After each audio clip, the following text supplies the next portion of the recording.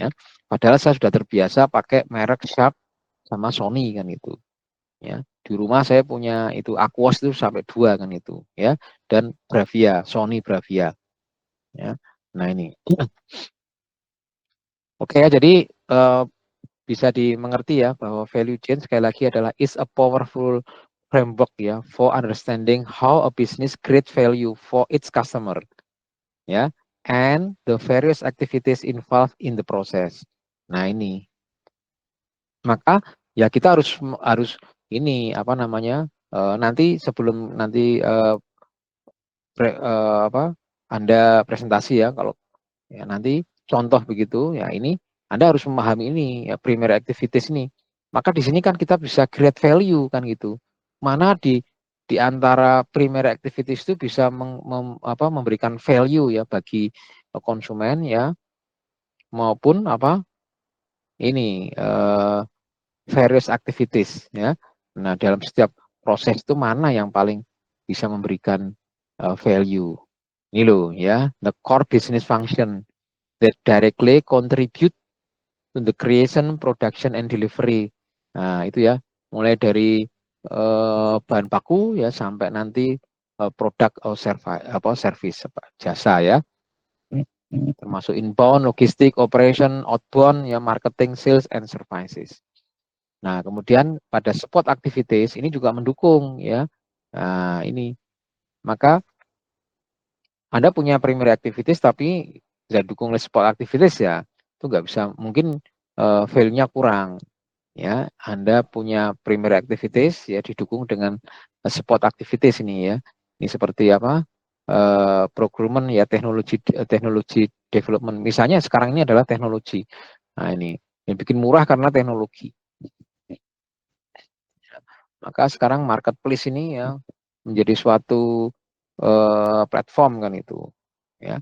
Nah, nanti perbankan, bank-bank itu nanti juga suatu saat nanti, ini sudah banyak nih beberapa bank-bank plat merah itu menutup outletnya kan itu ya. BNI saya dengar itu beberapa juga sudah menutup ya. Kalau industri retail itu yang duluan itu ya, sejak 2014 7-Eleven itu kemudian menutup gerainya semua di Indonesia, maka diikuti oleh mesti apa Hypermart, Matahari ya, bahkan Trans itu ya sudah mulai nih pelan-pelan ini ya. Ya, ini digantikan dengan ini teknologi development. Human resource ini juga manajemen juga menjadi sangat penting ya. Ini adalah merupakan ini kalau kita bisa mengkritik human resource itu adalah sumber daya ya, sumber daya yang tangible maupun yang intangible. Ini menjadi sangat penting ya, human resource management. Dan juga adalah ini infrastruktur.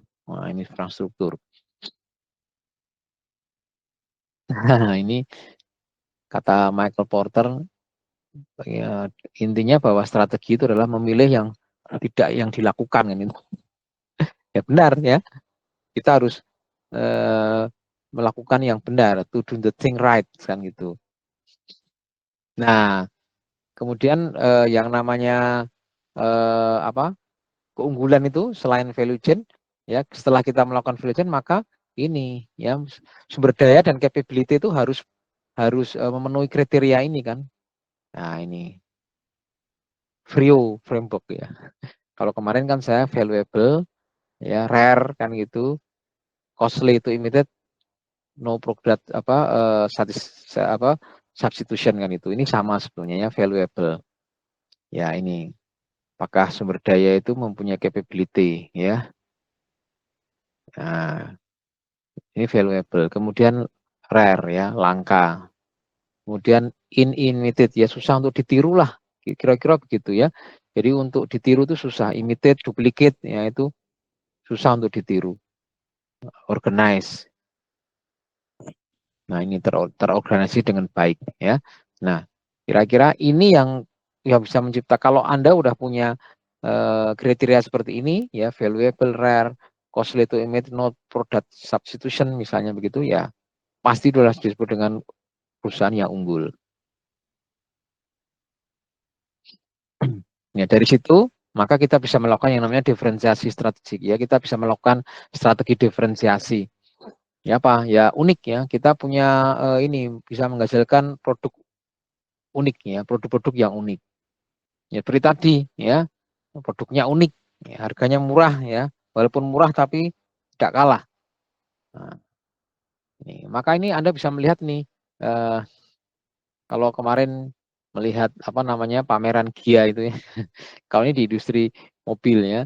Nah ini merek-merek seperti BYD ya tuh, MG, MG itu ya, memang kita tahu itu apa itu ya. Wah ini sudah siap mengaspal itu ya. Wah ini ya sementara harga-harga misalnya Cherry ya, Cherry seperti itu ya, SUV itu di atas 500, dia di bawah 500 itu dengan fitur-fitur yang seperti itu.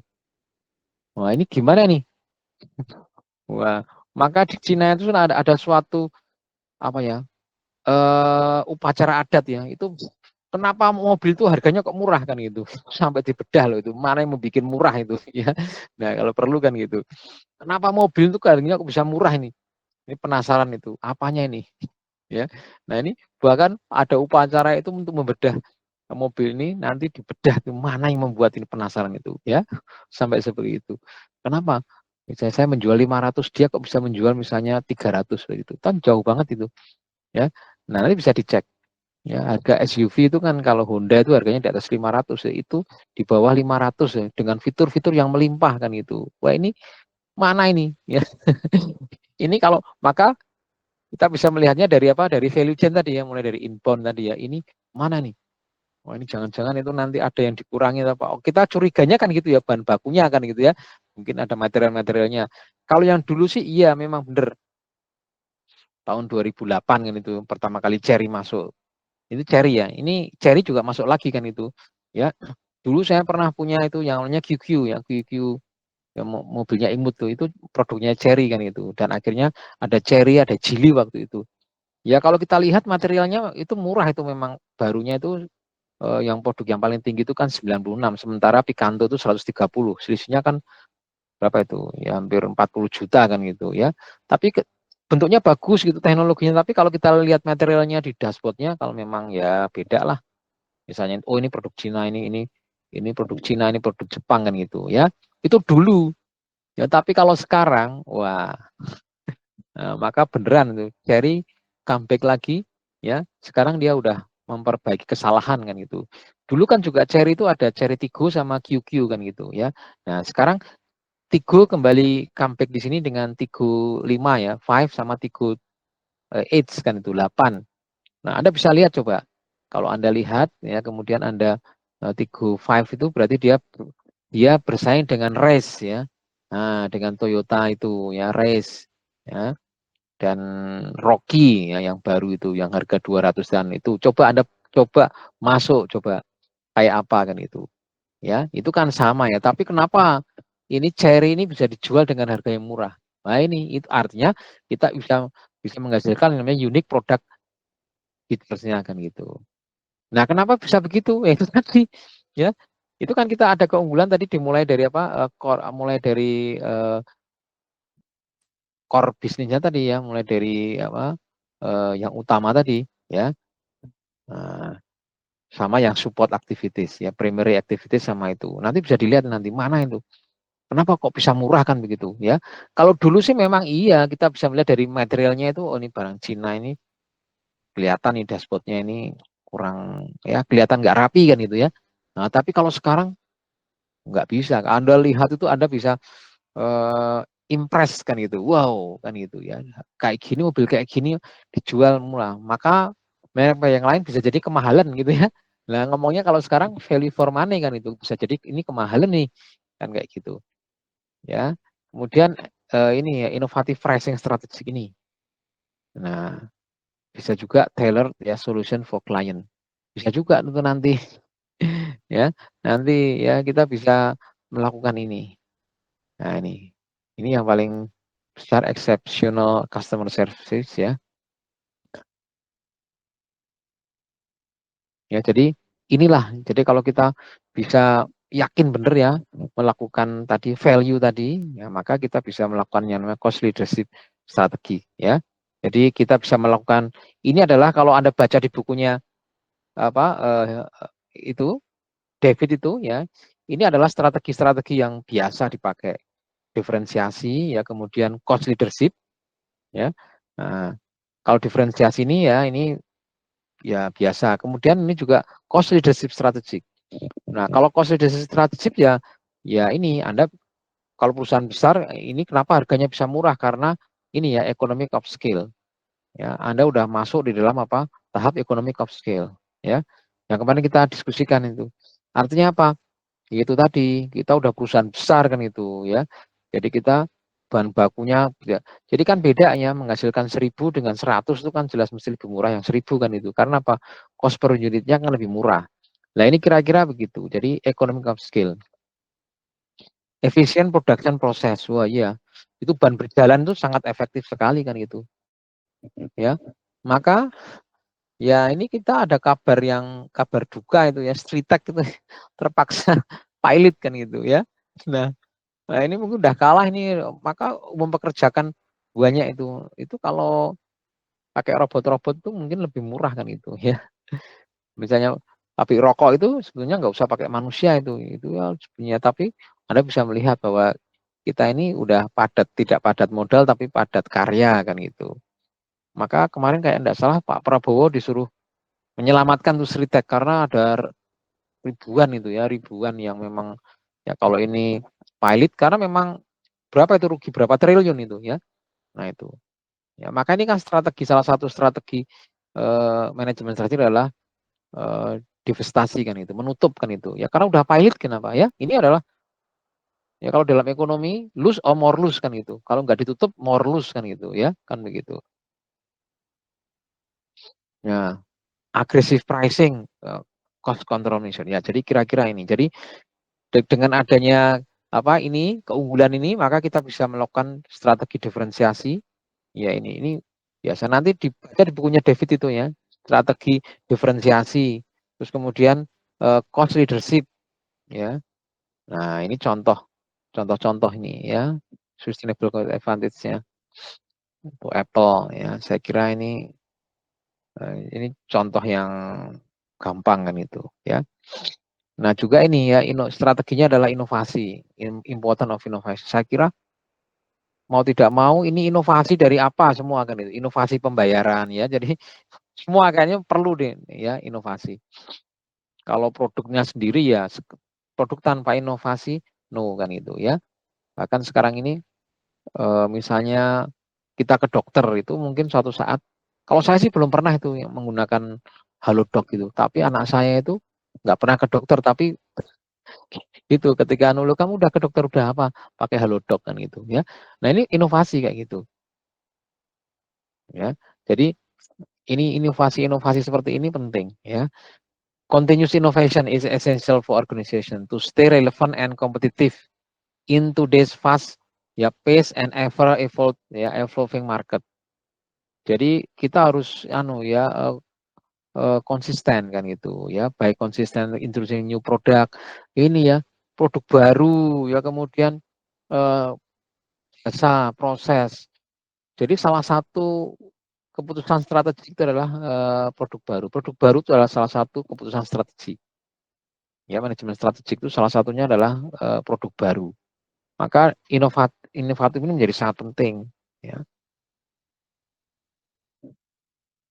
Jadi sekali lagi ya, baik consistently ya, introducing new product, services or process, companies can meet the changing demand and preference ya, of their customer ya kemudian adapt to technological advancement differentiated themselves from their competitor that is ya itu dia jadi kalau you mau beda dengan kompetitor ya harus mau tidak mau harus melakukan inovasi semua kan gitu ya prosesnya juga inovasi ya enggak ya semua kan gitu prosesnya juga pakai inovasi ya kemudian produknya jelas kalau produk iyalah kalau produk ini HP ini ya inovasinya ini udah dari teknologi layar, ya storage kan itu ya. Oh dulu itu 32, sekarang udah ketinggalan, udah 25 ya, udah berapa nih? 256 ya. Terus sekarang 512 juga sudah ada HP itu kayak laptop ya, penyimpanan kayak gitu. Ya. Nah ini, nah ini nanti akan semakin lega kan itu. Itu kayaknya Mark itu ya, ya milik itu apa Meta atau Facebook itu kayaknya nanti HP ada penggantinya itu nanti. nggak tahu tuh nanti apa tuh nanti ya. Nah ini kan ini produk inovasi tuh nanti ya, nanti digital apa money kan gitu, ini juga udah mulai kan itu ya. BI udah kayaknya udah mau mengembangkan juga, mau tidak mau kan begitu ya. Jadi uang digital itu nanti juga ini nanti akan suatu inovasi daripada pembayaran ya. Fintech kalau sekarang kan sudah kan itu ya. Jadi nanti bank itu nanti akan bersaing tuh, nanti bank yang konvensional sekarang, digital, bank digital, kemudian fintech juga nanti ikut buat-buat ini ya kan, di bisnis ini kan sama kan itu ya. Mereka kan pembayaran semua ya. Jadi fintech ya itu e-wallet itu nanti ya fintech, terus kemudian nanti bank tradisional, bank digital itu kan beda-beda sekarang ya. Bank digital sendiri, bank konvensional, itu nanti akan bersaingnya semakin ketat. Kalau you nggak punya apa namanya competitive advantage ya, competitive advantage ya habis. Kalau hanya sekedar pembayaran semua bisa bayar tuh nggak usah pakai uang kan, pakai wallet kan bisa ya. Iya, ya pakai GoPay kan bisa nggak bayar? Bisa, ya. ShopeePay bisa nggak? Bisa. Nah, kan itu menerima semua pembayaran kan itu. Maka kalau bank itu nggak inovatif ya nggak bisa kan itu ya. Justru sekarang itu eh, ini ya fintech ini ya ini juga inovatif nih, bank digital ini juga ya salah satunya kan bank digital itu mungkin ya murah kan itu ya, karena cost-nya kan dia outletnya nggak ada karyawannya itu yang itu nggak ada, CS-nya nggak ada, semua kan serba digital, mestinya lebih murah kan itu ya. Nah itu yang nanti apa rare kan itu ya, dan costly kan itu. Nah nanti apakah nanti bank digital itu nanti ya itu nanti kalau bank konvensional itu dia nggak menyesuaikan ya akan ditinggalkan ya enggak. Iya ya, nanti pasti pilihnya ke bank digital. Wong nanti suatu saat tuh bank itu nanti hanya berupa aplikasi kok. Nggak ada lagi yang namanya kita, yuk kita ke bank. Nggak ada itu nanti. Bank tuh ya di mana? Ya di sini kan itu di aplikasi sini ya. Nah itu. Nah, maka ini adalah penting ya untuk melakukan apa namanya inovasi. Nah, maka ini lihat yang the role of supply chain management. Nah, ini kan ada yang namanya ini. Ini kan sekali lagi ya, kalau saya tanya ya, kita tuh ngapain ini kita belajar value chain apa untuk apa? Apa tadi? Yang paling penting apa tadi? Cost apa tadi? Oh, ingin kita ngapain sih kita nih? Kita nih panjang-panjang dari kemarin tuh ngurusin itu untuk apa? Kita membuat apa struktur cost kan gitu ya. Yang paling efektif tuh ini loh, ya alat bantunya ini. Mulai dari tadi, ya mulai dari apa primary activities maupun ini, ya itu adalah struktur cost kan gitu. Dari awal tadi loh, ya please ya. Jadi ini tolong ini di garis bawahi kan itu. Value chain itu adalah salah satu kekuatannya adalah bagaimana kita bisa mengorganisasi cost kan gitu. Ya, cost optimization ini. Effective supply chain ya management can help organization reduce cost through efficient procurement, inventory management, and logistic optimization. Itu loh. Kenapa supermarket itu kadang-kadang lebih murah itu harganya daripada pasar tradisional. Maka toko kelontong itu banyak yang mati kenapa? Itu karena ini tadi. Ya itu tadi karena toko tradisional itu kan udah masuk dalam apa economic of scale. Kalau beli misalnya telur itu ya sak truk misalnya ya wah wah sak kemeng gitu ya. Harganya kan murah kan gitu.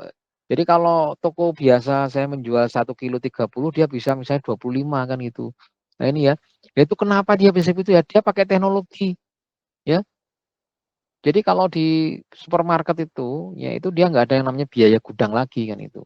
Jadi jam 8 itu dia langsung direkap kan itu, berapa itu ya. Dan berapa makanya bisa langsung diketahui itu fast moving atau tidak kan itu ya. Ini produk ini fast moving atau tidak. Dan langsung hari itu juga jam itu juga dipesan besok itu apa saja supaya barang-barang itu tidak kehabisan ya. Jadi stok itu setelah stabil itu pakainya apa? Pakai teknologi ya. Nah itu. Maka ini ya, ini loh cost optimization. Jadi supply chain itu membantu organisasi untuk reduce cost, bener ya. Ya, maka kita menggunakan teknologi atau kita bisa menggunakan apa kemarin itu outsourcing kan gitu, ya enggak? Outsourcing itu kita bisa pakai mana di mana yang kita bisa gunakan outsourcing. Kita nggak perlu kita kerjakan sendiri tapi kita outsource kan gitu. Supaya apa ini loh? Menghemat ya, menghemat cost ya melalui efisien ya, procurementnya ya, penyimpanan ya, inventory, manajemen dan kemudian logistik, optimasi dan lain sebagainya. Ya. Kemudian juga improve customer service. Ya, jadi kalau kita ini bisa mengelola supply chain dengan baik ya, a well managed supply chain ya can enhance customer satisfaction ya. Ini loh by ensuring timely delivery ya, timely delivery, kemudian stoknya juga ada ya, reliable product availability ya, response order fulfillment. Jadi jelas itu. Jadi hari itu kan bisa langsung direkap tuh mana yang produk yang laris, mana yang tidak, yang moving, fast moving atau yang tidak itu kan kelihatan. Jadi akan kelihatan mana ini produk yang laris yang tidak laris yang wah ini bisa improve customer service kan itu. Jadi nggak lagi konsumen datang itu barangnya nggak ada, wah besok nggak ke situ lagi kan itu. Nah ini, jadi itu loh supply chain itu ya. Jadi kalau kita bisa apa ya, memanage itu dengan baik ya, a well managed supply chain ya can enhance customer satisfaction ya. Ini loh, by ensuring ya timely delivery ya, reliable product availability, responsive under fulfillment ya. Nah, ini ya increase flexibility and agility. Ya, ini penting ya. Be fleksibel. Jika bisa mengelola mitigasi ya risiko. Ini juga ya enhance ya, innovation ya. Ya, maka ini ya kuncinya ini ya ini value chain management, kemudian continuous innovation dan sustainable. Akhirnya kita bisa mencapai yang namanya sustainable advantage. Ya, value chain management itu kan ini loh, secara strategik itu kita bisa mengelola ini loh, your company's value chain ya, from supplier relationship to production process sampai dengan produk jadi, kemudian service kan itu. Ya ini. Jadi memang kita kuncinya ini mengelola sumber ini apa value chain untuk kita bisa improve competitiveness. Nah, setelah itu ketika kita udah bisa mulai ini ya kita terus ya continuous innovation. Ya, saya kira ini menjadi suatu budaya yang baik kan gitu ya. Untuk selalu melakukan inovasi pada produk baru ya, services ya, bisnis model. Nah, ini untuk membantu supaya apa? Kita itu lebih baik kan gitu ya, one step ahead ya of the competition. Dan akhirnya developing a sustainable competitive advantage requires aligning your value chain and innovation effort ya with your long-term strategic goal and market needs. Nah ini, jadi semuanya itu adalah strategic approach ya. Jadi ini ya, by taking strategic approach to value chain management and continuous innovation, organization can build ya a sustainable competitive advantage that sets them apart in the market.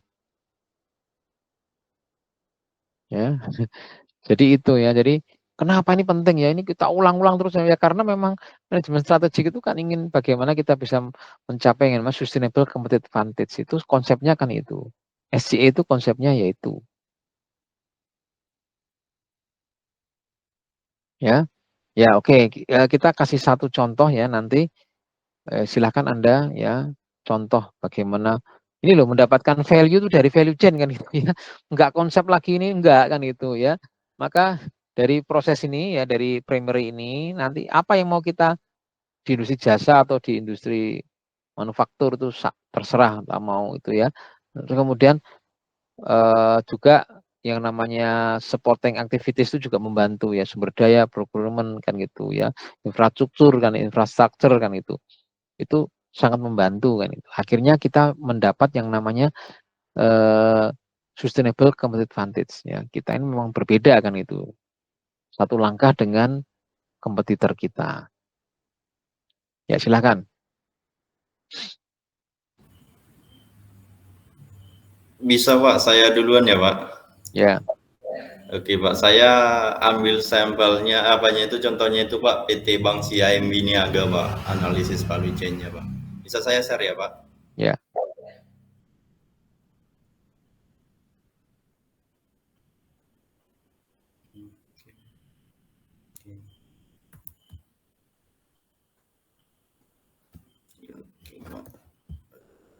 Kelihatan kan Pak? ya, Oke Pak. Ini pada CIMB Niaga, saya ambil contohnya. Kalau kita lihat bank yang dianalisis ini yaitu CIMB Niaga, primary activities CIMB Niaga yaitu pada inbound logistiknya, pengelolaan likuiditas yang sehat. Oh, sebelum saya